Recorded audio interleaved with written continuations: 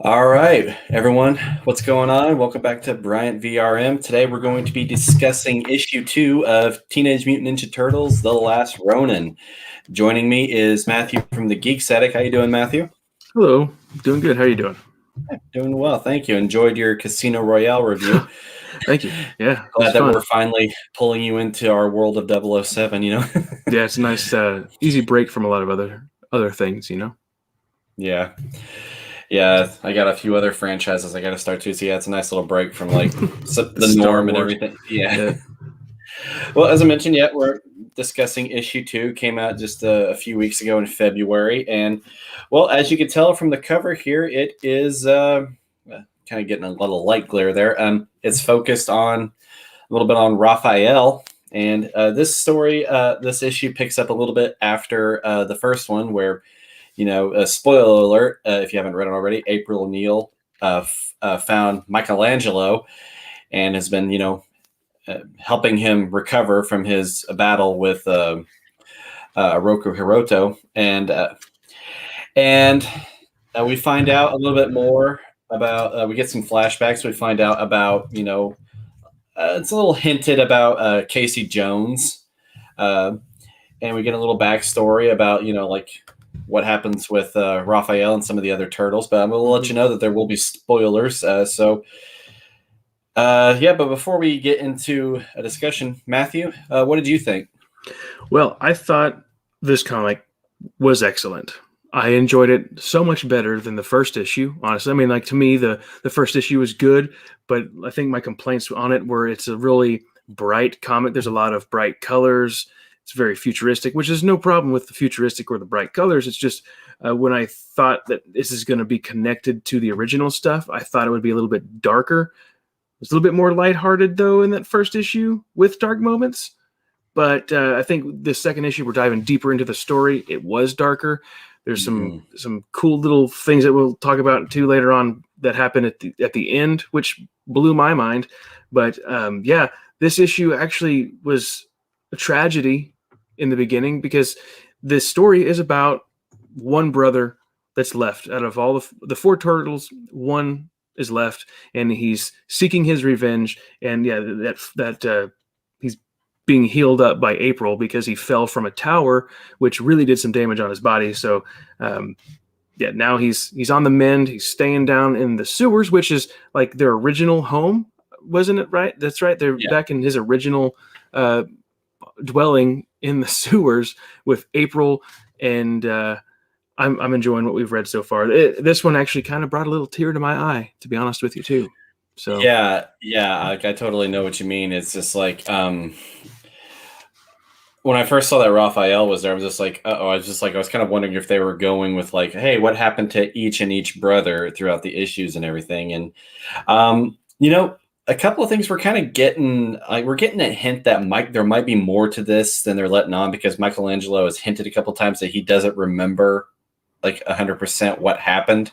Mm-hmm. Like, do you remember reading about that? This was when he's drinking tea, right? Yeah, he's drinking. Yeah, he's drinking tea, and he's just kind of like, for a few days, I couldn't remember what happened and everything. Right. So I'm kind of wondering if they're going with like maybe something happened that like traumatized him or something like that, and he can't fully remember, or he does fully remember. But it's also they're also like, they kind of dive into like Michelangelo like possibly being a little bit more invulnerable. Like they've said that April's made it clear that his mutation is evolving and he's becoming more durable and he's living a lot longer. And he's like, because he said that fall like should have killed him. Yeah, the injuries, he should have died from his injuries, and but apparently he's getting stronger. So, but yeah, like you said, this. Oh, go ahead. I'm sorry. Yeah, which is really actually kind of cool. I mean, you could look at that as something cheesy in maybe other franchises, like, oh, he didn't die because he's just evolving, but it's clear, it's in the title, Teenage Mutant Ninja Turtles. So yeah, the mutation is still taking place after all these years. I mean, I'm pretty sure this is a direct tie into the original stuff, which took place in the 80s. So they're much older now. I'm not good at math. So how old would he be? Like 50, 60? something Yeah, I'd around say there. like 60s, 70s. Yeah, 50s. So Yeah, I'm gonna 50s, say that. Yeah. yeah. So it makes sense to me, and we get to some brutal scenes in here too. But I'll let you finish. I'm sorry. Oh no, you're good. You're good. Yeah.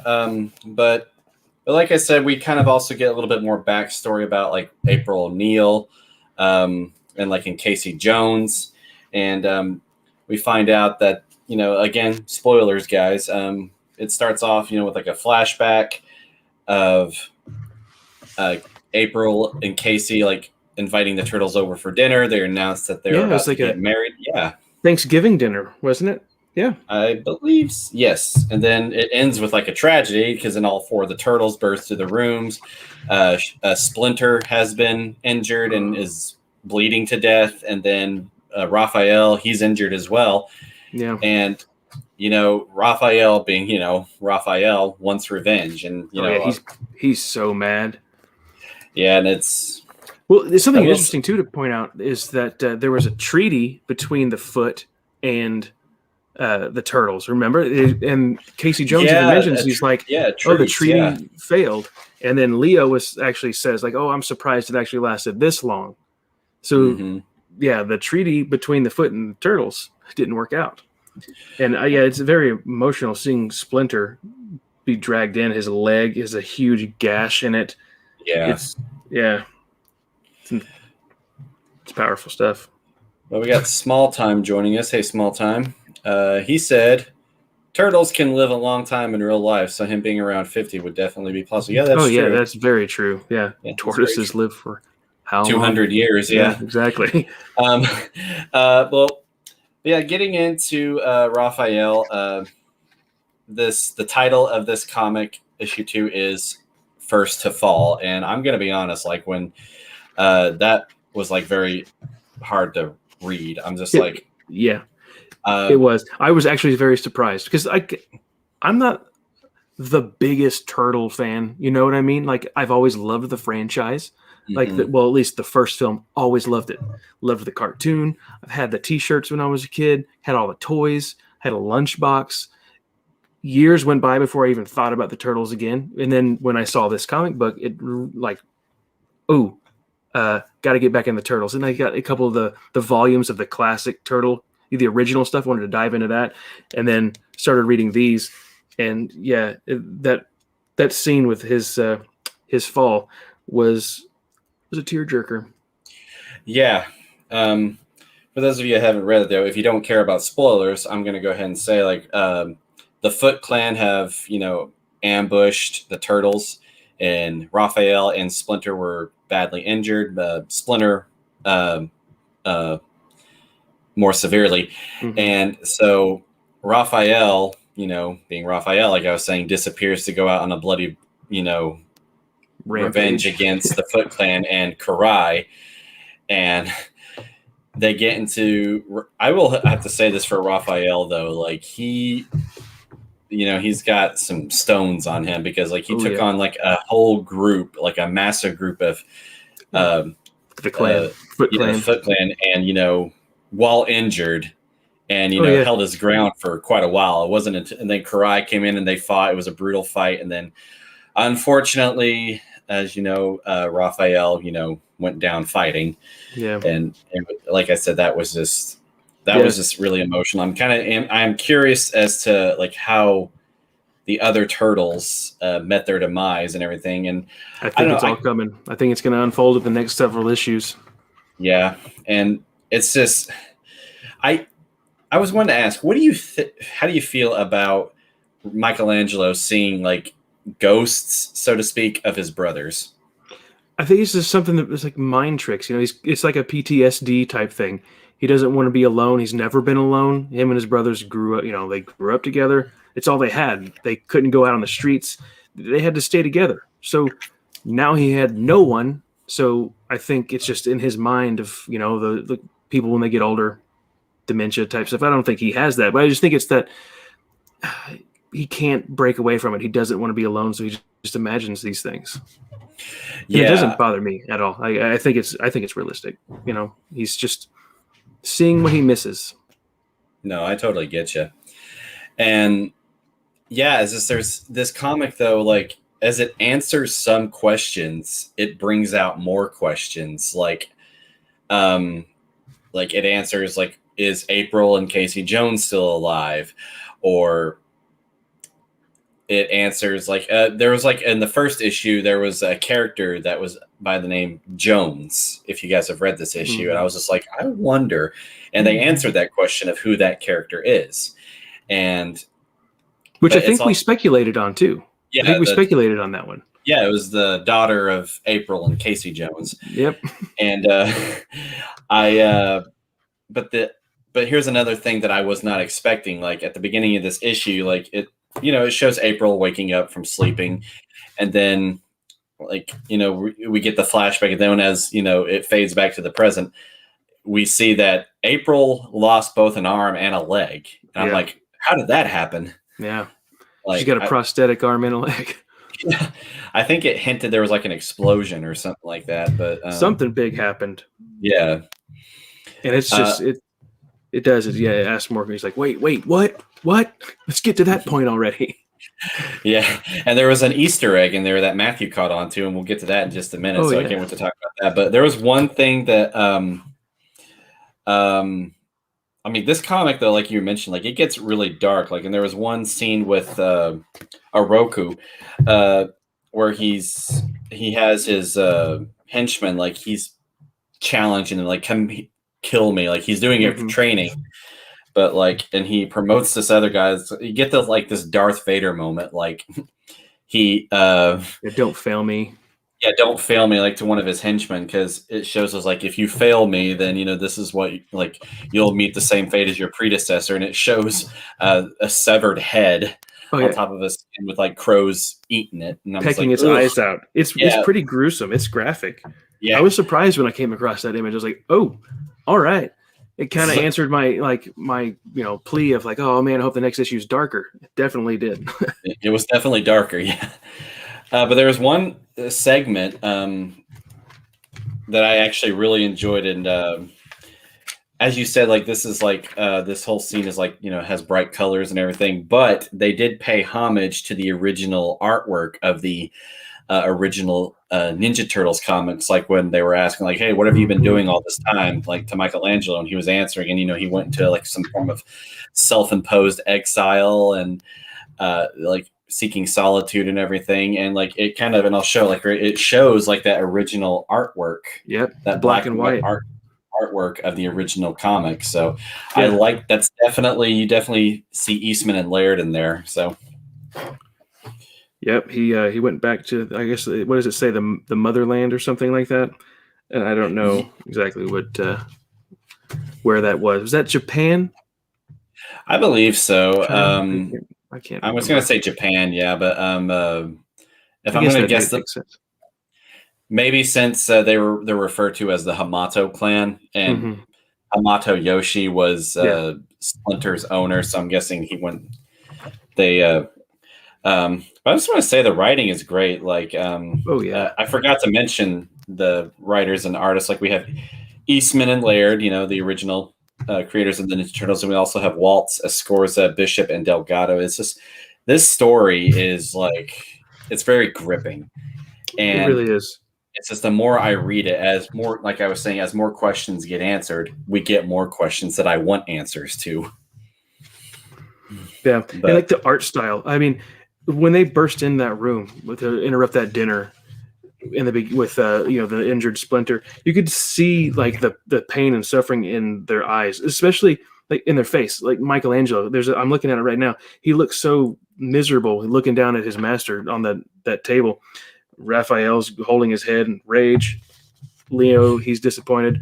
But I think my favorite bit of art here is Raphael's final battle, where you have like the clan's attacking him. He's got those throwing stars stuck in his shoulder and on his shell. There's arrows from bow and arrows stuck on his shell. He looks like he's just a warrior. He is a warrior that's just beat to crap, but he's just going through these guys like a freight train.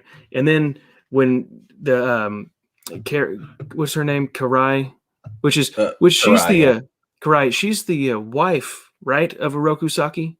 I think she's the Was it daughter. the daughter? Okay, because I Yeah. can't remember if it was the wife and the daughter. And I thought that this is why I probably. But Oroku Hiroto Yeah, wasn't that the grandson, that's the right? grandson of Shredder. Grandson. Yeah. Okay, so that makes more sense. Yeah. So yeah, Karai being the daughter. Um, yeah, that scene. She takes a knife and pierces Raphael in the heart. I know. Like, And and did you that's notice? I didn't notice it the first time I read it, but when I went back and looked at the pictures again, he stabbed her in the spine with his sai. he did. Yeah. Like, and I want to say like we saw Karai briefly in the first issue. Like, wasn't she like in some type of Yeah, like a yeah, little, like a healing chamber. yeah. Let's see. So I I'm don't have looking her up issue right now. number. I'm pretty sure she's the daughter of the Shredder. I think that would make sense because these guys they're older. But yeah, it's very good artwork. I like the colors. This one was a lot darker than the first issue. The first issue seemed to be more neon colors, than this issue. And like Michelangelo's got bandages all over him, and he actually is going to help Casey Marie Jones, which is the daughter of April and Casey, with some fighting. They're going to go over, I guess, practice together with some stuff, which is cool. She's always been doing it alone, and she found a journal that belonged to Splinter, and that's how she learned how to do her fighting. So it's kind of like the legacy of Splinter goes on through, April O'Neil's daughter. Yeah, that's kind of like keeping the the Hamato clan legacy going. Yeah. I actually just looked this up. I think it's implying Karai is Shredder's adopted daughter. Okay. It's like it says, abandoned by her parents at a young age in Tokyo, Karai was taken in and adopted by Shredder. The Shredder's only daughter was a biological offspring named Pamiku, and Karai had no relationship whatsoever. So, okay, I guess it's implying that she was adopted by the Shredder. So there's probably mention of that in that original comic book series, I'm guessing, which I still need to catch up on because I'm sure there's going to be a lot of things that happen moving forward that are going to go hint back to things that happened in the past. Yeah, these comics are making me want to read the original comics, or not just the original black and white ones, like but like other comic series as well. But like, was there anything about this comic that you disliked? Anything that I disliked? Oh, no, not that I could think of. The last, maybe the tease at the very end, the next issue page, I guess it's not really a bother. It's just that like I have to wait how many months now until I can see this comic. Yeah, because the art is beautiful, and it's just like this one's probably going to hurt worse because Leo. I mean, possibly going to be the death of Leo in this one, right? Mm-hmm. We've got Rubble with a sword sticking out with Casey Jones's mask tied to it. Yep. So we might see two heroes fall in the next issue. Yeah, and I'm kind of wondering if Casey is dead because even Michelangelo doesn't know because he's asking like, "Wait, Casey's still alive?" Mm-hmm. Yeah. So either he is dead, and or he's not. And I mean, my guess is he is dead. But yeah. But yeah, But yeah, like what you were talking about, like when they interrupted the Thanksgiving dinner scene, is just like you clearly see the turtles defeated in one way, shape, or form, and how it affects them differently. Yeah. Like with Leonardo, he's just like he's defeated, but at the same time, you can see him trying to maintain, his strength and everything.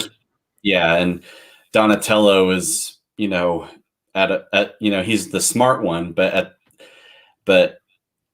that moment when Splinter's lying that he absolutely has no idea what to do, but he normally is the one that's always, this, like he said, he's the smart one and he knows how to solve a problem. And then Raphael is, he's it's like he's defeated, but he refuses to. Oh yeah. He's defeated by rage. Yeah, which brings about his end. No control. He's the wild card. The wild card, yeah. So, what would you like to see for the next issue? And which I'm not sure when that's coming out. I'm gonna guess sometime I'm not sure summer. either, because this issue was supposed to come out December, and it came out in February, so it kept getting pushed back and pushed back and pushed back. So, which I guess it was for the better because it was a great issue in my opinion. So, it says May 12th. May 12th is when issue 3 is going to happen. Yeah, it's a long time. Wow. Well, I hope to see, another character. Clearly there's one survivor, so I want to see who goes in the next one, how they went.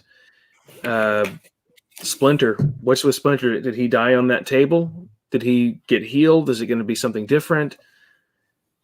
The ending, the big Easter egg that I picked up on because... Yeah, let's go ahead and talk about that. Fugitoid. Fugitoid, yeah. He's a robot. He was a scientist that turned into a robot, or his consciousness was transferred over into a robot. And April pulls the head of Fugitoid out of a safe, which was pretty cool. So there's going to be something that goes on. I'm sure he's probably got something locked around in his head. Because let's see. She goes over to a safe, pulls up the head, and then the text says to be continued. So, yeah, I'm wondering if this is their way of in a sense getting the band back together. They're trying to bring back as many original allies as they can. Yeah, because April did mention in this comic they're the resistance. They're trying to because the Foot's taken over the city. Yeah. And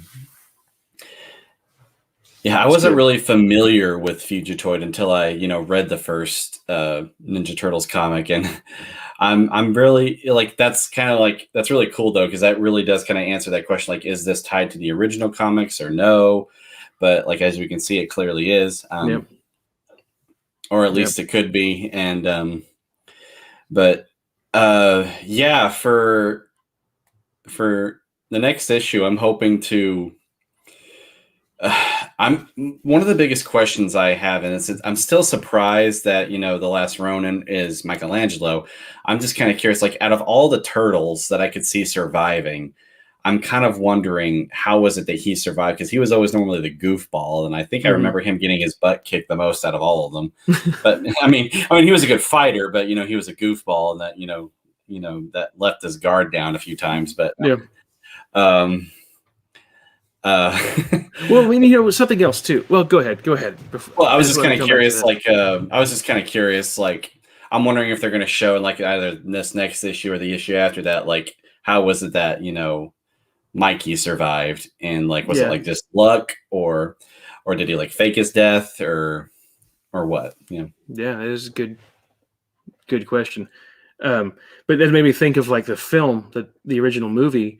Raphael, I think he was the one that got beat up the most, because in his rage, he he stormed off in the beginning. He got beat up by Casey Jones, and then later on he throws a temper tantrum. He winds up on a rooftop. Yeah, and then he gets surrounded by the clan and gets beat up. Yeah, and isn't he the one that's passed out in the tub at that old farmhouse of April's family house or something? Yeah, that was Raphael. He got beat up pretty hardcore. Yeah, so his anger does nothing for him but getting hurt. I like that scene too. He's like, do you really do you really think that all of you can take me on? And then more of them show up. He's just like, good answer. Yeah. It's but yeah, from what you were saying, it's really implying that the next issue we might see the fate of Leonardo and Casey Jones, and I want to know what happens to like April. Like, how does she lose her arm and a leg? And it's this. I mean, I guess the only thing that I guess I also want to see a little bit more of the perspective of the villain. Like, I think all we've seen so far is that it's just like, oh, I'm the Shredder's grandson. I took over the city. He's got a temper.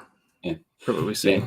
He does have a temper, but I'm just like, how did he take over the city? Like those are just kind of the questions I hope they get answered soon. Yeah, that's a good point too, because they have like a very tall tower that he's the very top of, so just establishing his dominance and power over the city. Yeah, go ahead.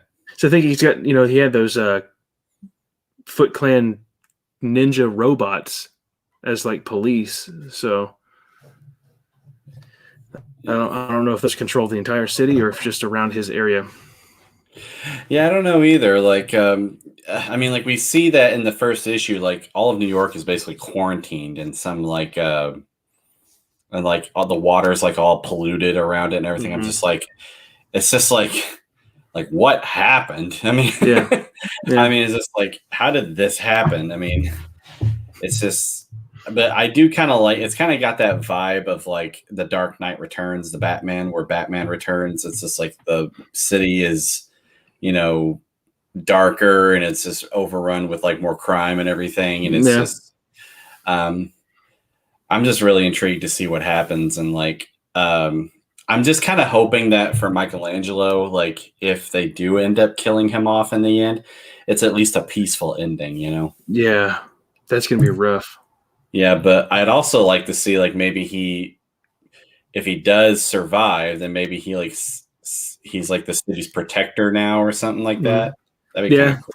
I can see him going back into like the last page beat, going back to like black and white. He's like, goes back to Japan and like as an old man to just live out the rest of his time out there, in like a little monastery or something. Let's see. Small Time said something. He said, I'm impressed that TMNT has been so popular. Imagine that pitch meeting to come to comic book distributor back in the 1980s. Yeah. Yeah, that's a good point. Like, it's kind of like that scene from the recent TMNT movies where April says she sees the vigilantes and she's just like, her editor is just like, oh, really? What are they? Like, oh, well, they're teenagers and they're mutants. And like, and then she's just like, wait, what? Like, also they're turtles. And then she gets fired, from her job and everything. So, but yeah, I was just that'd be kind of interesting. Like, I kind of want to see Eastman and they're like, okay, so we want to write a comic book about Teenage Mutant Ninja Turtles, and I'm sure like people in there were like, yeah, like pressing a button saying like fire them, But so I have a question for you. The $8.99 price tag, is it worth it? I think so. Yeah, I would say so too, because I would not purchase a Star Wars comic book for $8.99. No. If I did for a Star Wars comic book, it'd have to be kind of something like this, like kind of the same tone and everything. Like, yeah, I mean, because I don't know much about comics. I dabbled in it for a little bit, but didn't get too deep. But like, has there been something else where it talks about like, oh, the heroes that you loved, here's their death? Like, I know there's something with Superman, right? The death of Superman, but like, this just seems so final because. I guess it's more because it's our time period. We saw these in the 80s and up now since we were little kids, the grown-ups. So, I mean, I guess Superman could be the same for people our age, but they have several comics like it. They have like Spider-Man Reign, where it shows Peter Parker like really old and like, and he's given up crime fighting, and like Batman the Dark Knight Returns, like that shows Batman older and like some of the other superheroes are like retired. And what else is there? Like, yeah, we have the death of Superman, and where and there's several comic books where it shows like Old Man Logan. Like Logan is like one of the last surviving superheroes because like a majority of them were killed by all the villains and everything. So yeah, I mean, there's several comic books like that, and they're always like, I don't believe they're like canon to the main story. They're just kind of like what if type books. Right. I mean, if I'm assuming correctly, like I've only read a few, like maybe 2 or 3 versions of those, but they're very intriguing because like I always like those questions. Like, we always see the hero win, like a majority of the time, but like what if the hero lost? Right. So that's always like. I'm just interested to see like where the writers, because these are the original writers. Is this how they just have always like, you know what, maybe we should write their official ending and just everything else happens in between. Just let that happen and play out. But this could be the official ending to the Turtles. You know what I mean? Or like, maybe the writers, the original guys are going to retire after this. And they're like, we've got to finish our guys off story, the way that we want them to meet their demise. Let's let us be the guys that write it, not someone else down the road. Yeah, that's a good point. I didn't even think about that. Like they started their story, but then other writers have taken over the series and had different, their interpretations of the comic. But like this is like to finish their last movement in their symphony is what you were trying to say. Yeah, it's like if like most people probably would have preferred to see like, okay, George Lucas, let's see how you would have wanted your characters to go out in the end rather than somebody else take it and just do their thing. It's always good to have the original creators finish what they started. Yeah, and like speaking of which, I hear Star Wars. But well, I am, like I said in my first Last Ronin review, I'm actually holding off on grading this whole thing until it's completely done. But if what would you give if you're grading them? Like, what would you give part 2? Like, would you say it's better? Oh, no, you did say it was better than the first one. You thought it was. Yeah. So anyway, I believe it's better. I believe it's better. I can't remember what I gave as a score on the last one. I believe it was an A. But an A? I believe it was an A. Yeah. Okay, so now that we've progressed a little bit to the next story arc, I'll downgrade that one to a B and give this one an A. Is that fair? Yeah, it's like one of those things where it's like, oh, maybe I should wait to the very end to give an overall grade because, I mean, the first one was good. It was like, oh, you get the hype at the end with, oh, wow, that's who it is. So I'll give it an A. But, thinking back on it, it's like, yeah, it could have been darker, which they've proven things can get darker in tone and color, all that stuff. Which puts this one above that one. So, yeah, and I was wanting to make we were talking about like how this might be the finale to their story and everything. Like we've been getting like several stories like this, and we might be getting like with this year we're getting both the conclusion to the Daniel Craig 007 story, like his rendition of the story, and we're also getting these the so-called conclusion to Ghostbusters. Like, because like we're seeing like, obviously it takes place many years in the future, they're no longer, the Ghostbusters are no longer, working. And like, it's like, we're seeing like this next legacy, kind of come in and everything. Like that's just kind of like, we're getting several stories like that recently, but yeah, for the Last Ronin 2, I definitely, like I said, I'm not giving it a grade yet, but I still, recommend that you go ahead and start reading the series. Like it's really good so far. Mm-hmm. And it's very gripping and dark and suspenseful. And I think it's definitely worth the price. But I know that some people might want to wait until all issues are out and then, maybe buy them all at once. Right. So that way they but yeah, I recommend, picking it up and reading it. So I think it's going to be like when they put all these together in like a trade paperback, it's going to be a really thick trade paperback. Because I mean, these issues are $8.99. They're pretty thick issues. The first one and the second one. I don't know how many pages it is exactly, but it's pretty heavy. If they do, I hope that they have like a hardcover version of it. It's like, now my next step of my agenda is find Eastman and Laird and the other writers and get them to autograph it. That'd be incredible. Yeah, I think I might actually get the trade when it comes out. Like, just have that big story. I think I'm going to. I'm saying it right now. You're just like done. Done. Just like, and if I don't, then, I will, do something embarrassing on my channel. But Yeah. well, anyway, guys, we're going to go ahead and wrap up the stream. Thanks so much for joining us today. We, again, we hope that you pick this comic up and give it a read. It's really good. I think you all will enjoy it, especially if you're big fans of TMNT. But guys, thank you so much. Be sure to go check out Matthew at the Geeks Attic. He just posted a new review today, 007 Casino Royale by Ian Fleming. It was a great review. Go check it out. Yeah, no problem, man. And guys, thank you all so very much.